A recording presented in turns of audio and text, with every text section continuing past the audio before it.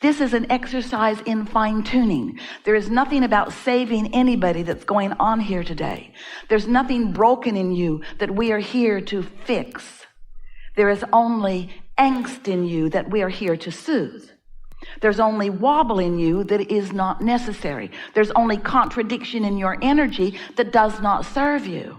And so that's what we are here about, to help you be more of who you are.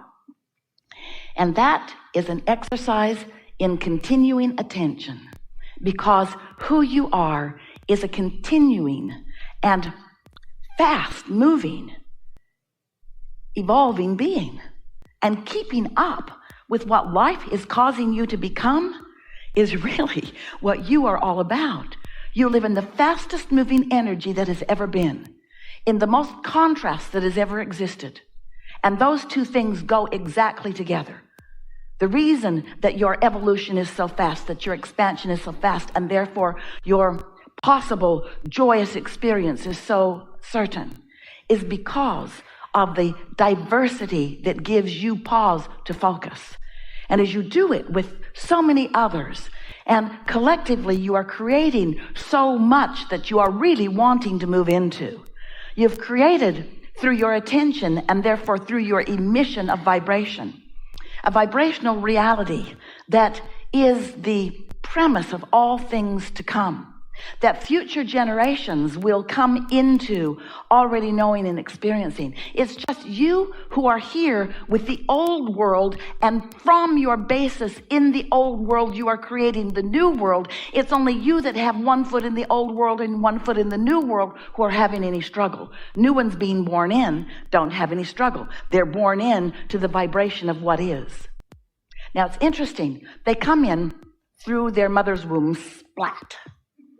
Here they are in physical experience, dominantly non-physical energy. And then, oddly from our perspective, you who've been here before, take these fresh little new ones who are pure positive energy, who are the vibrational equivalency of your vibrational reality, that vibrational reality that we call the vortex. We want you to accept its realness. They are born in understanding all of that. But humans so often think it's important to give them really clear understanding of how things are in terms of already manifested, or more important, you think, how things have been that caused things to be how they are. Well, we agree with you partly, because how things have been and what you've lived and what you've launched vibrationally is why things are in this vibrational reality. But those new ones already feel that, and they are moving steadily toward their manifestation of this new reality. But you're not so much. You don't move steadily toward your new reality because you are so enamored with the reality you've got. Except you complain about it all the time. So the reality that you've got keeps you from moving to the reality that you want. And that really is what we will be talking about here today. How can you release yourself from the habit of thought? That's what a belief is. A belief is a thought you continue to think. A belief or an expectation. Esther got on the airplane in San Antonio really early yesterday morning and changed planes in Los Angeles at LAX airport. And everything was wonderful. They all got on the second plane and sat there for a while. And then there was an announcement, everybody get off because the plane is not going to fly because there is weather in San Francisco, which Esther and her iPhone knew was not true.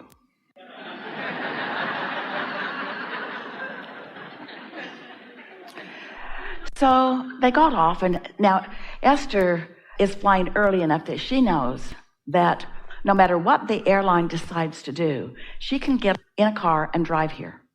It's within her ability to do that. So she was at ease knowing that she was not going to miss all of you.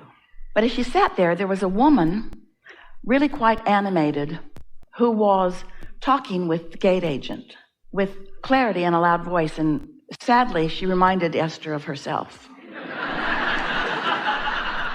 because she wasn't just going to take at face value what they were saying. And as Esther listened to her, what she said made sense, even though it clashed with Esther's desire. She was saying that something, most likely some sort of anticipated weather, had slowed the San Francisco airport down enough that everyone no longer had a gate or a landing slot. And Esther had heard that before. It resonated with something that she'd heard before. And so, as Esther listened to her reasoning, the man at the gate, he was a supervisor, he listened to her, to this woman, and sort of gave her a nod and a wink that she was onto something. But Esther had done something as she came off the airplane. As she came off the airplane, she stuck her head and her first foot and her second foot and most of her body inside the cockpit. And she said to the pilots, if you really needed to be somewhere today, would you wait for this plane or would you rent a car and drive it?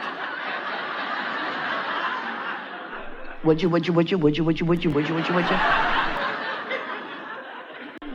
And the captain of the ship said, I wouldn't drive it. I'd wait for this airplane. And Esther thought, good enough. So here's Esther. She's had experiences where they have delayed a flight and delayed it and delayed it and delayed it and delayed it and delayed it and then finally canceled it. And she knows that if you wait around long enough, then there are no other options except maybe to drive all night. So she has this current experience with all kinds of options about the way she thinks and feels and wanting to vibe out some truth. From where? Where do you get your truth? So now she's standing at the ticket counter and there's another woman asking the agent there, can I fly into Oakland? And that woman said, all flights to Oakland are full. And as Esther was watching her face, she knew that wasn't true. Something about the way the woman was pretending to look at the screen. And so that woman went off. She had her carry-on. She went off to Alaska Airlines. And Esther thought, well, that's that, but I believe in my captain and I'm just going to sit here. Now, this woman who was animated, she's still going on and on and on and on and on about how this plane's not going to fly. She's seen it so many times. And so Esther decided to put in place a plan B. So she arranged for a limo driver to pick her up at baggage claim 3 hours from now, because she figured in 3 hours she could get her bag off that airplane if she needed to. And so now she is sitting there relaxed and in some sense of relief, knowing that she was going to get what she wanted, even though she could feel that she was banging it out in an unnecessary way. So here she is. You've been there too. Her now vibration is clouded by all of the flights that have ever been canceled, all of the lies that she thinks she's ever been told, all of the trauma that she's ever lived around this subject, and current faith in a man that she believed was telling her what he believed to be true, although she doesn't know how much he actually knew. Have you ever lived that kind of confusion? What should I do? What should I do? What's the right thing for me to do? Do I just sit here and let the universe have its way with me? How much do you trust the universe? How much do you trust that the universe has your back? How much do you know that things are always working out for you? How much do you know that there is always a way, that there's always a plan? How much do you know that you don't need to be the one that figures it out? And when you try to be the one that figures it out, while it does exercise your reasoning ability, often the more you exercise your reasoning ability under the guise of creating your own reality, the more you introduce unnecessary resistance into the equation. You hearing us? So Esther sat there, and now she's feeling amused because this has been Mr. Toad's wild ride. She's been all over the place, mostly feeling confident that she's all right no matter what, but she went here and here and here and here and here and here and here and here and here because she allowed influences of current reality and a woman who had had a lot of experience. 45 years she's been flying, she and her husband. She knows about all of these kinds of things. And she got the gate agent to give her a wink and a nod on the dire thing that she had extrapolated from her past experience. And so as Esther is sitting there and listening to all of this, she became very amused with herself. And she thought, wouldn't it be just a really funny thing if that time that they put up there was the time that we all just got on and flew off to San Francisco, which it was. It was a slight delay. It was a 3-hour delay, but it wasn't a canceled flight. And as Esther is settling into her seat, she is saying to herself, what has this life experience brought to me? What do I now know in a clearer way? What do I now know? What do I know more clearly than ever before? Things are always working out for me. There is always a path, and nothing serious is going on here. And what else? I introduced unnecessary resistance into my equation. Was it terrible? No. Was it an exercise? Yes. Was it sort of fun? Truly. Was it interesting? It's fascinating. Was it adventurous? Yes, it was. Do I feel more alive? I do. Did I make friends? Yes. Is there something I would have rather been doing with that time? No. Is it what living life is? Yes. Sitting in your environment, assessing what's going on, digesting it, just like eating a yummy vibrational meal. There isn't anything serious going on, no matter what it seems like. Esther was thinking, well, the stakes feel higher to me because I'm not just going to buy art.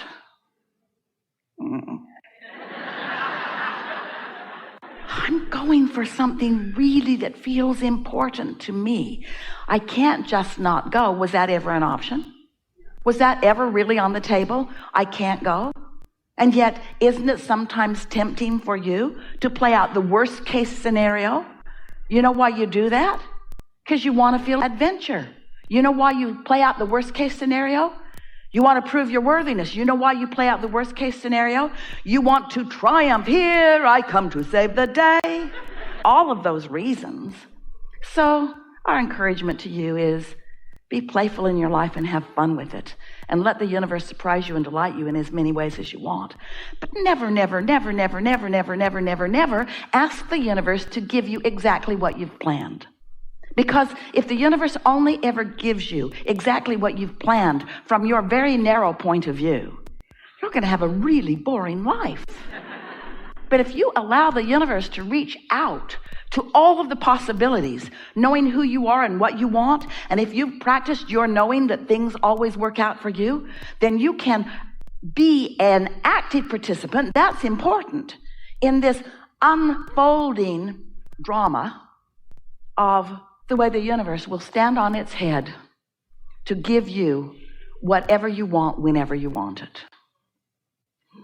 Welcome to planet Earth.